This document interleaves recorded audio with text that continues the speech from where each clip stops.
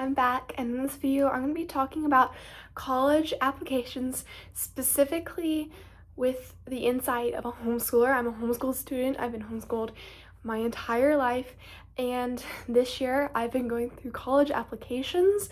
I'm applying to generally top 20 schools, including a couple of Ivies, and so I wanted to give you some insight to be able to put together the best college application possible. I'm going to talk about how to create a transcript, to get letters of recommendation, to get good extracurriculars, specifically as a homeschooler, along with several other things. So if you're looking for some tips to create the best college application possible as a homeschooled student, then listen in.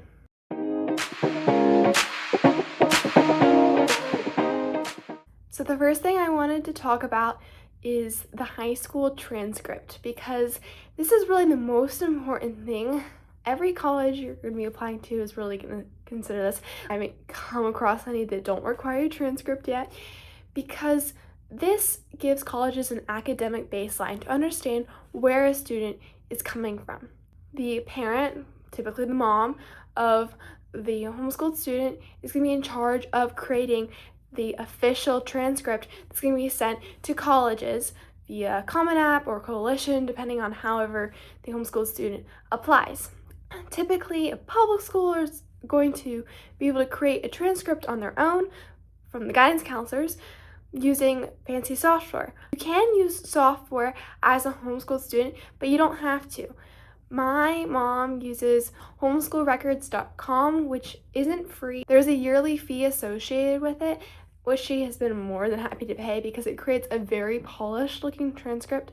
I would include it in the video here, but it has a lot of personal information on it that I can't block out while still getting the idea of what the transcript really looks like.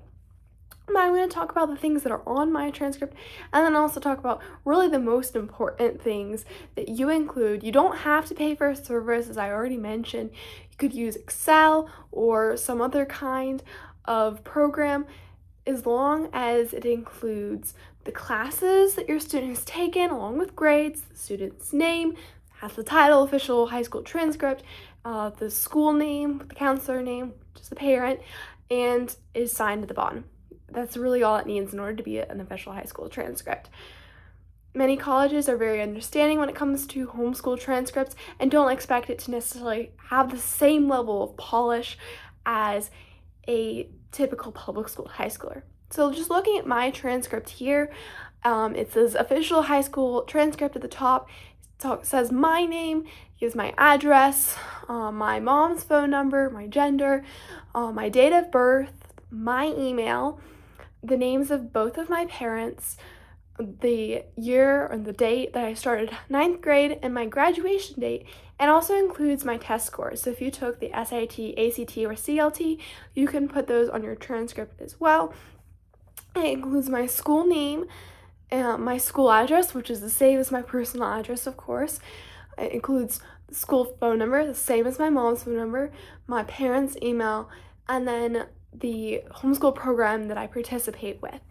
Underneath all that, it organizes all of the classes I've taken by grade and by semester. So it has a column of 9th grade and fall and spring classes, same thing for 10th, 11th, and 12th grade.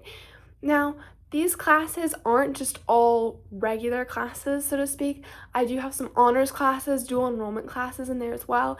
If you live in a more suburban area, you might even have the ability to take AP classes, which is great. Make sure that when you put down the title of the course, you list what kind of class it is, like if it's dual enrollment, and also list where the dual enrollment class was dual enrolled through.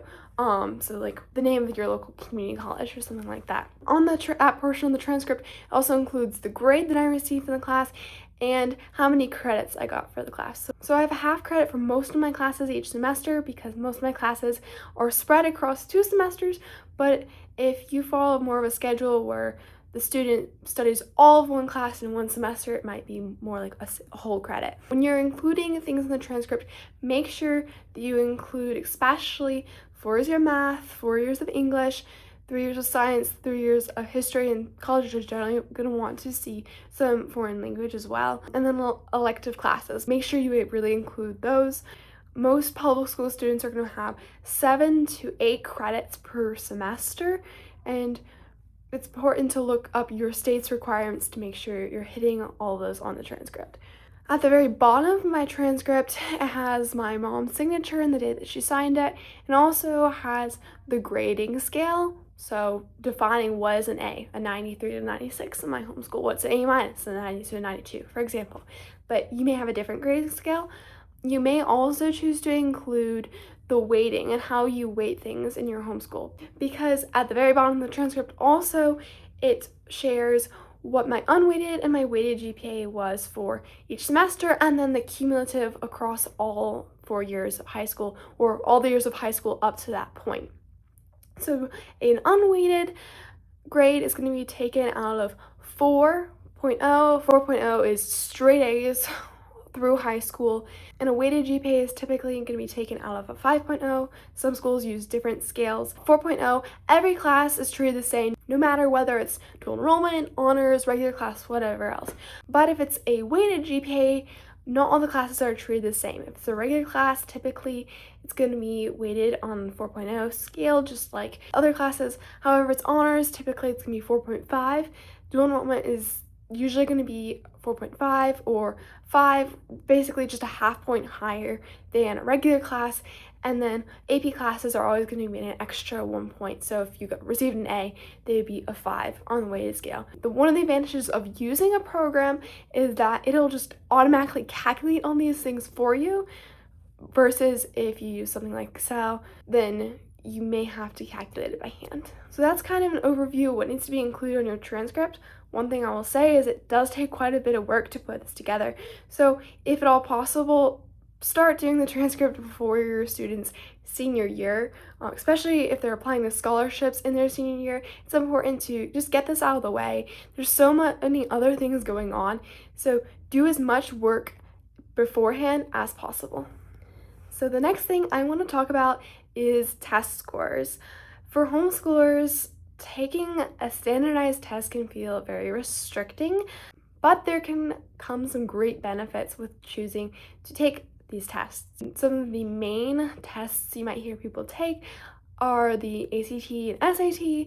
Many homeschoolers who go to classical, Christian, private colleges might also take the CLT. The ACT and SAT are generally accepted at every single college, though, and there can come great benefits with taking these tests. Many schools are, in fact, test optional, so your student may not have to take them.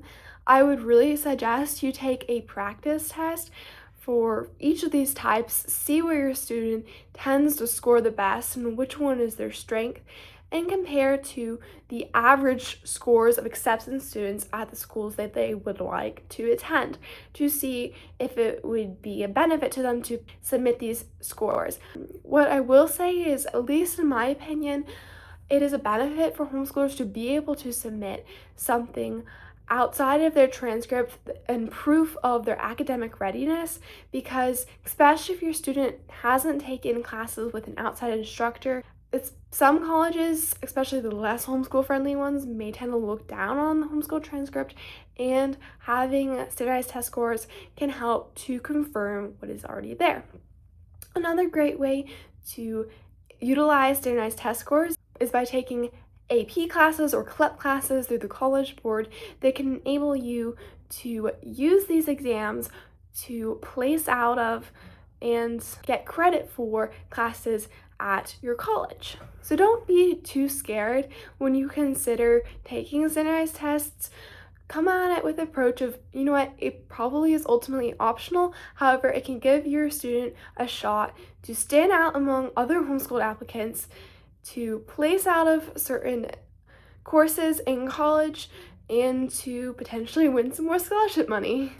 Another thing I want to talk about is extracurriculars. So this is one of the big things that colleges will also consider. And so as homeschoolers, some of our extracurricular activities are a little bit more limited. I know for me, I would have to take classes at the public high school in order to participate in their local sports. And so how are you supposed to demonstrate extracurricular involvement when you might have more limited number of opportunities? So there are always going to be outlets and ways for people to become involved with their community, even if they're not as traditional as other students. But this can be a good thing too, because it can help set you apart and make you more unique. For me, that's come in the form of creating some of my own activities, starting my own business, using the musical instrument I play to actually raise money, and kind of creating my own activities. My area is lucky though that we do have some homeschool co-ops that offer special activities such as mock trial. Additionally, we do have a travel team that is for homeschoolers that I could join. It's an hour away, so I haven't. So it's a good idea to maybe seek out other sports options or other options outside of the public school, ask other homeschoolers around what they've done in order to find ways to participate. If you're involved with a church, then church activities are also a great way to become involved, engage with the community, and earn some service hours. And there's always going to be volunteer projects, whether it's through churches, even if you're not a member of one, through your local city, through many organizations around you. There's going to be tons of volunteer activities available that your student can use to show engagement. Now, one of the harder things for homeschoolers to do is show leadership, which is one of the big things, especially at more competitive colleges. I've had to show leadership by creating my own leadership positions, such as running my own business. I've started this YouTube channel, for example. I've even explained in the additional information of my Common App that the activities I'm involved in, such as sports and mock trial, don't have official leadership positions. That's just not something we do. So I've asked colleges, please don't count this against me because they're just not available.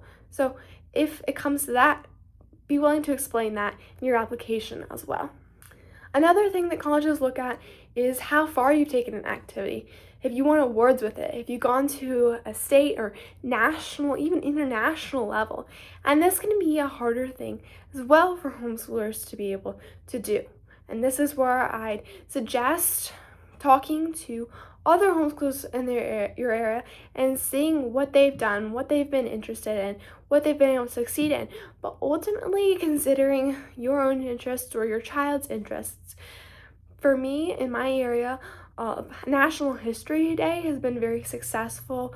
Our teams have repeatedly gone to national competitions for the homeschoolers around here, but that's not really been one of my interests. And so I've stayed with the interests that I enjoy, even though the coaches around here and the teams around here don't typically take students to national level or even to states. And in the end, it actually did pay off for me because I will be attending an international tournament for one of my favorite extracurriculars next summer, even though I've never even been to the state level. I think just showing your passion in your activities and being able to let that come across in your essays is going to be one of the biggest things. And so speaking of essays, I'm going to give a little bit of advice here, even though writing an essay as a homeschooler is probably going to be pretty similar to any other student. I would definitely suggest looking for tips online and how to write a good essay. I've really enjoyed the Yale Admissions podcast as well, and it's great giving me a lot of good tips in order to be able to write my own essays, creating a good opener, being reflective, sharing a good story, all that those types of things. But one way to make your essays more unique as a homeschool applicant is to talk about why you love homeschooling, why homeschooling has made you the unique person that you are. I've talked about how I've been able to take advantage of flexibility in my schedule to do a lot of things I couldn't if I were in the public school, and how I really wouldn't give it up for anything. And so being able to show how homeschooling is not a disadvantage, but it does create a different, unique person that can help colleges create a diverse student body. Letters of recommendation are one of the harder things to get as a homeschooler, especially if you do have limited extracurricular activities, if you're not part of a homeschool co-op, or you're in a more rural area, like I am. For students, I'd really suggest that by the time you're in 11th and 12th grade, you begin creating relationships with teachers and mentors who you could potentially see writing a letter of recommendation for you. Most likely, your parent will be the one writing the counselor letter of recommendation, but a lot of colleges require either a teacher letter of recommendation, maybe two even as well. And so this is where it can be helpful to participate in dual enrollment classes, to take a single class at the public school even. I'm not saying you have to do that, of course. Or to form close relationships with coaches on your sports team, with people in academic extracurriculars, with your youth pastor at church, who will be able to write a strong letter of recommendation for you. It definitely can look very different than a typical public school teacher, but most colleges, again, will be pretty understanding of this, and they just want somebody who's a non-family member to be able to provide that teacher letter of recommendation so that they can get some external assurance that you are in fact a good student and be able to see a clear picture of who you are through all the parts of your application. So I hope you found that video helpful and it helps you as you're completing your college applications on the Common App, Coalition, and college websites, wherever it is. If you have any additional questions, please feel free to leave them in the comments below. I can answer them, or if you feel like they'd be more appropriate for my mom, of course, she can answer them as well. If you have any ideas for future videos, also please feel free to ask and make a request in the comments because I would love to be able to cater to your needs.